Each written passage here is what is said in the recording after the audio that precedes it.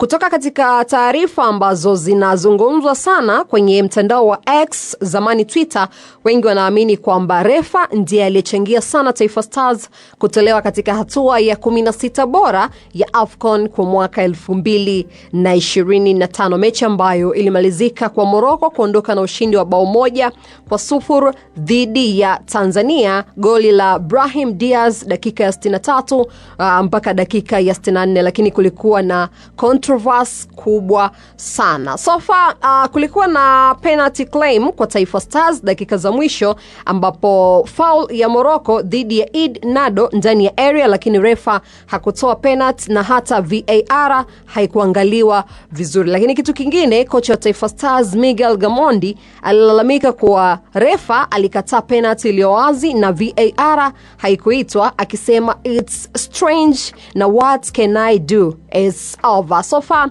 wafuasi wengi wa Tanzania wanasema refa alikuwa biased, yani alikuwa na upendeleo kwa wenyeji ambao ni Morocco, na kuna madai ya ukiritimba au ubebaji ili kuwalinda Morocco kama hosts ambao ndo walikuwa wageni katika mechi hiyo. So far pia hata baadhi ya maoni yanalinganisha na matukio ya awali kama mechi za Young Africans Simba Sports Club, ambapo refa huyo alifanya maamuzi yenye utata. Lakini kwa upande mwingine Taifa Stars walifanya vizuri sana. Kwa mara ya kwanza katika historia walifika knockout stages, raundi ya 16 ya AFCON. Walitoka group bila kushinda mechi moja, lakini kwa pointi za kutosha kama moja ya best third places team.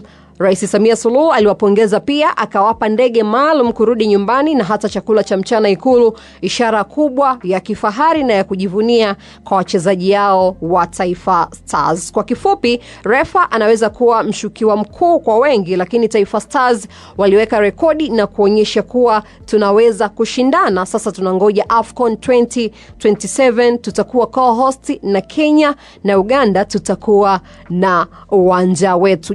Wewe unafikiri ni refa tu au kuna mengine ambayo yalitakiwa kuzungumzwa kuhusiana na mchezo huo? Mimi naitwa Fem, hii ni iDigital. Usiache kusubscribe na kubonyeza alama ya kengele ili uwe wa kwanza kupata updates ambazo tunakuwekea. Ciao.